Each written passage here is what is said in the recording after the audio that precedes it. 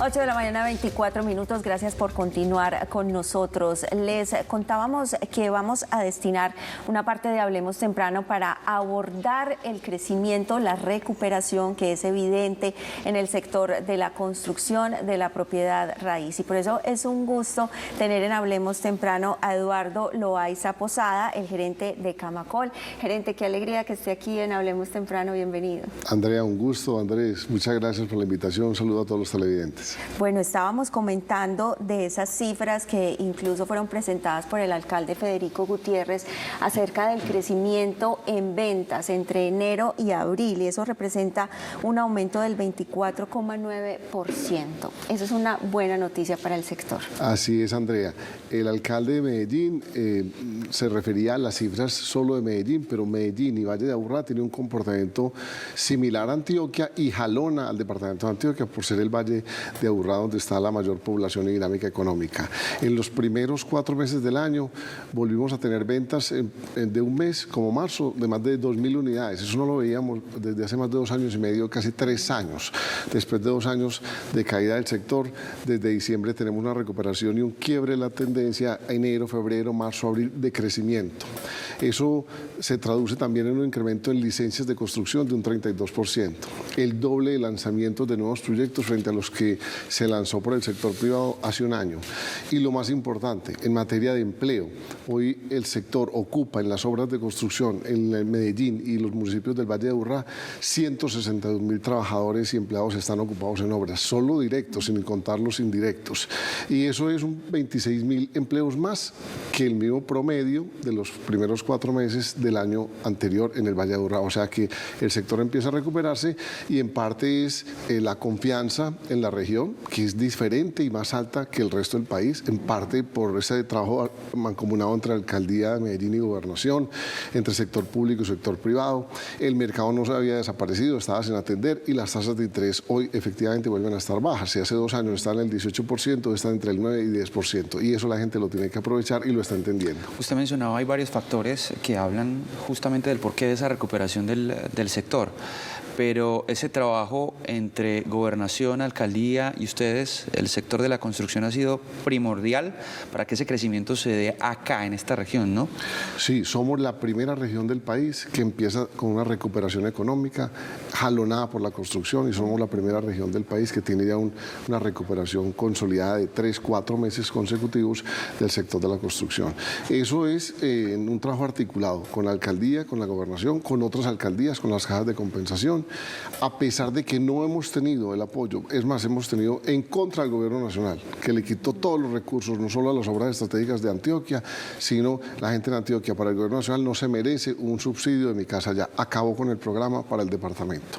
Y a pesar de ello, entre Medellín con el ISBIMED, los municipios de Antioquia, las cajas y el Instituto de Vivienda de Antioquia Viva, hemos podido tener un programa de subsidios del departamento y de la región que compensa de sobra aquellos recursos que a las familias que necesitan no les están llegando del gobierno nacional. Gerente, yo me acuerdo que el año pasado conversábamos y hablábamos justamente de esa situación con el gobierno nacional. ¿Eso sigue siendo igual? O sea, ¿siguen sin apoyar en absolutamente nada? Absolutamente nada, atrancando las obras estratégicas, enredándole los permisos, suspendiendo obras, demorando los desembolsos. En materia de subsidios, Antioquia no cuenta, y en apoyo en estas calamidades ha sido más el apoyo del sector privado voluntario que lo que el gobierno nacional con esa unidad de atención de desastres le ha dado a Medellín y a la gobernación de Antioquia. Pero bueno, ya sabemos con qué contamos y con qué no contar, y eso nos une más como antioqueños y como región, y hay que salir adelante y no esperar que de Bogotá nos vayan a solucionar los problemas. Gerente, usted precisamente lo menciona, y es la intervención del sector privado, que pues Antioquia es una región privilegiada porque tiene empresarios y sectores que siempre están ahí con su solidaridad, con la generosidad para contribuir con estas grandes obras. ¿Cuáles son esos programas, esas alianzas? Porque se dé una alianza con la alcaldía, también con el área metropolitana, hay un programa Visión 40 de la gobernación. ¿En qué consisten estas alianzas y por qué es tan importante esta sinergia entre lo público y lo privado? La alianza del trabajo articulado entre el sector público y el sector privado en Medellín y Antioquia hace la diferencia del departamento con el resto del país. el sector privado se echa al hombro responsabilidades que en teoría podrían y deberían ser del Estado, pero lo hace con gusto, yendo más allá de su obligación legal, que es la sensibilidad social y los programas de responsabilidad social. Explico. Digamos, en el sector de la construcción, que vienen muchos obreros del campo, de una cosecha de café, de sectores desplazados por la violencia, tenemos un 6% de los trabajadores que no saben leer y escribir. Eso es un analfabetismo, que eso implica que si no aprenden a leer y escribir o valían la primaria, van a tener una alta accidentalidad. Mientras nosotros esperamos que el Estado cumpla esa tarea, que se dedique a la prioridad a los niños, eso lo asume el sector privado, y entre los empresarios y el gremio en las obras de construcción, no solo en Medellín, en toda Antioquia, en el Valle de Aburrá, tenemos hoy más de 800 trabajadores que no sabían leer y escribir y en este momento están terminando de aprender para arrancar la jornada laboral, y por la noche llegan a hacer las tareas con sus hijos. Entonces en 8 o 10 meses aprenden a leer y escribir, y eso lo asume todo con la validación del sector público y la coordinación del gremio, la auditoría del sector público, pero con todo el 100% de recursos los asume el sector privado. Eso no se ve en el resto del país ni en otros países de América Latina. Eso es un ejemplo que incluso la UNESCO lo ha premiado, y eso es ese trabajo articulado con la alcaldía de Medellín, y lo llamamos Obras Escuela. También el apoyo, por ejemplo, un programa del alcalde que es muy bonito, que se llama Parceros, y es cómo le damos oportunidad a los muchachos para que no sea la violencia la alternativa, sino el sector formal. Entonces dijimos, ¿qué podemos hacer nosotros por la ciudad y por el país? Frente al programa Parceros, lo que hicimos es, bueno, nosotros hacemos Espocamacol, Expo Inmobiliaria, Salón del Inmueble, Inesmo hace 2 ferias, también hace la feria FICE, Eléctrica, Plaza Mayor. Entonces hablamos con los actores que hacemos ferias y dijimos, capacitemos a estos muchachos en ferias. Y les dimos una certificación con 2 compromisos. Nosotros les decimos qué deben saber, nosotros mismos se los contamos, nosotros le abrimos la oportunidad en las ferias para que participen y hagan la práctica, y nos comprometemos a contratarlos en todas las ferias, y así les damos y construimos esas oportunidades. Eso es trabajar entre sector público y sector privado. Sí, eso es pura articulación, puro tejido social con los que más lo necesitan en este momento, que son los jóvenes que están queriendo salir adelante. Yo no quería dejar una cosa en el tintero, gerente. Esos 2 años de caída, ¿ustedes cómo los afrontaron? De caídas, sin ayuda, sin apoyo del gobierno nacional, solamente con lo que había acá. ¿Cómo hicieron ustedes? Pues lamentablemente cerca de 6.000 familias en estos 2 años y medio desistieron de comprar vivienda, porque cuando iban a recibir la vivienda ya no contaban con el subsidio del gobierno nacional y las tasas de interés estaban altas. Entonces se hicieron maromas. Quien estaba en una cuota fija en pesos se pasó a una cuota variable que es más barata, pero sabiendo que a los 2 años se le podía crecer. Quien iba a tomar un crédito a 12 años se le pasaba a 15, el siguiente iba a tomar un crédito a 15 se le pasaba a 18, para que al alargarlo la cuota bajara. Quien iba a comprar un inmueble de 80 metros se le decía, ya no le dan las cuentas porque le faltan 30 millones, pásese a uno de 61.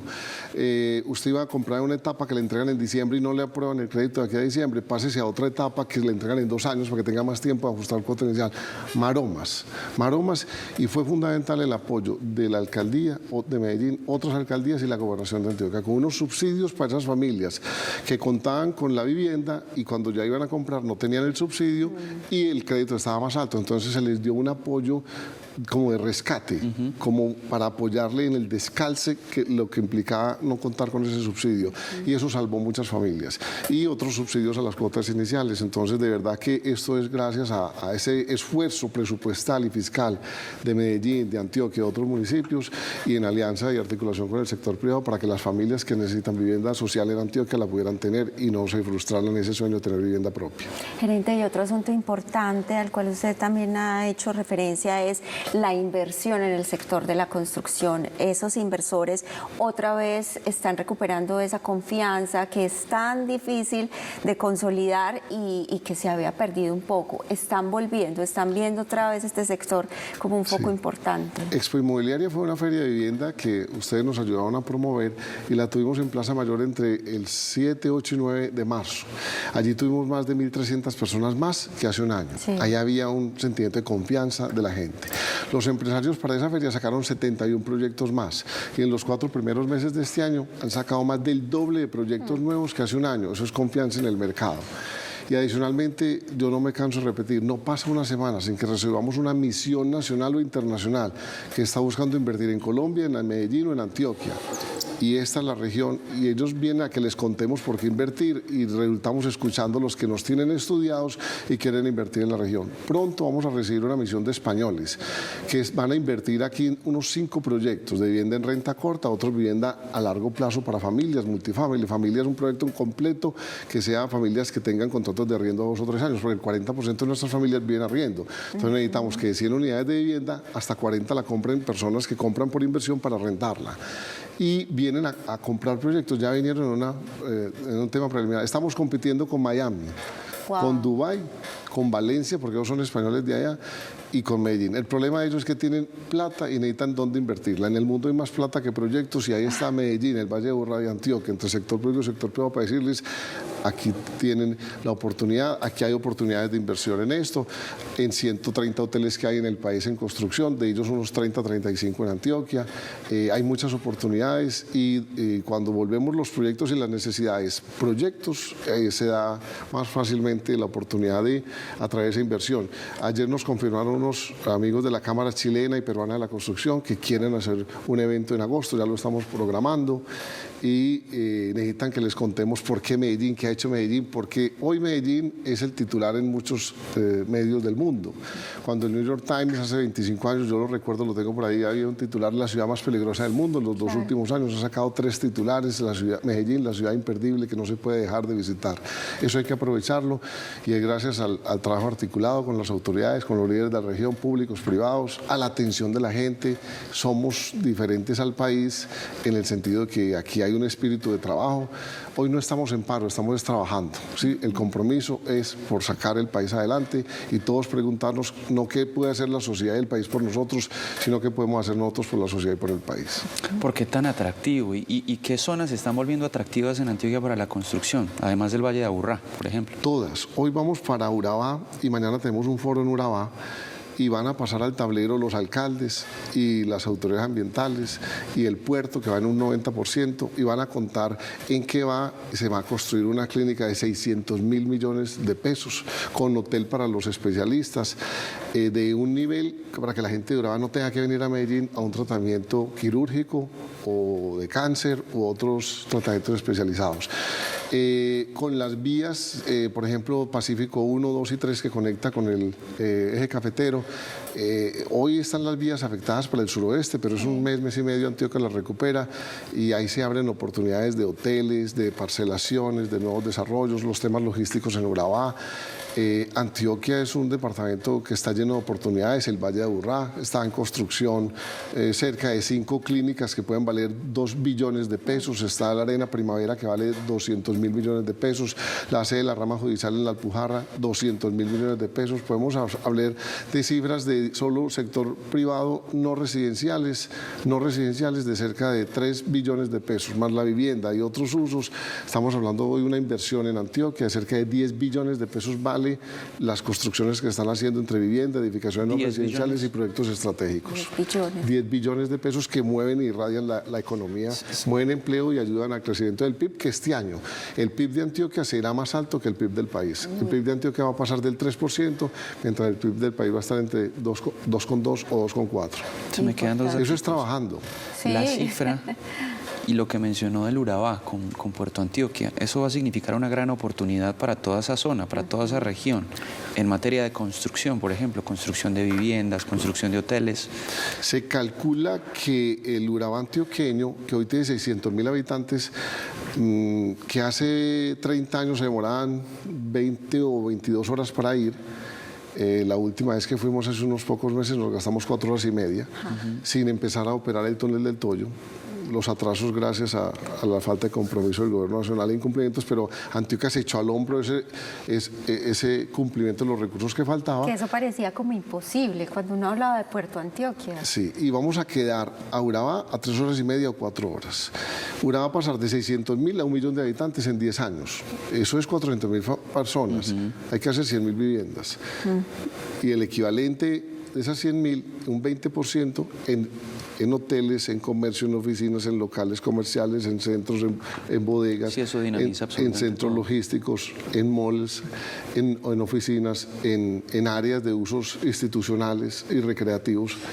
para atender toda esa logística y toda esa dinámica económica, que hay que trabajar de la mano entre el sector público y el sector privado para planearlo, para recibirlo, porque si no se planea el desarrollo atropella y va más adelante que la norma y entonces se vuelve un desorden, pero para eso estamos todos, para trabajar en ese sentido articuladamente. ¿Y usted ve que se está haciendo así, se está realizando esa articulación? Sí, pero falta. Digamos, Turbo. Vamos a tener un puerto en unos meses operando y el POT de Turbo tiene más de 15 años, desactualizado. Hay que actualizarlo. Está demorado, el alcalde nos acompaña mañana y va a contar en qué va el plan de ordenamiento territorial, porque hay mucha inversión que quiere hacer ya desarrollos y sacar permisos y licencias para hacer centros logísticos y hoy no puede pedir permiso porque no hay quien le autorice, porque no hay norma que diga que hay un puerto, no reconoce el puerto del POT, no existe en ese POT, y si no existe el puerto no dice las zonas aledañas qué uso van a tener. Entonces el sector formal se abstiene, el sector informal invade y atropella.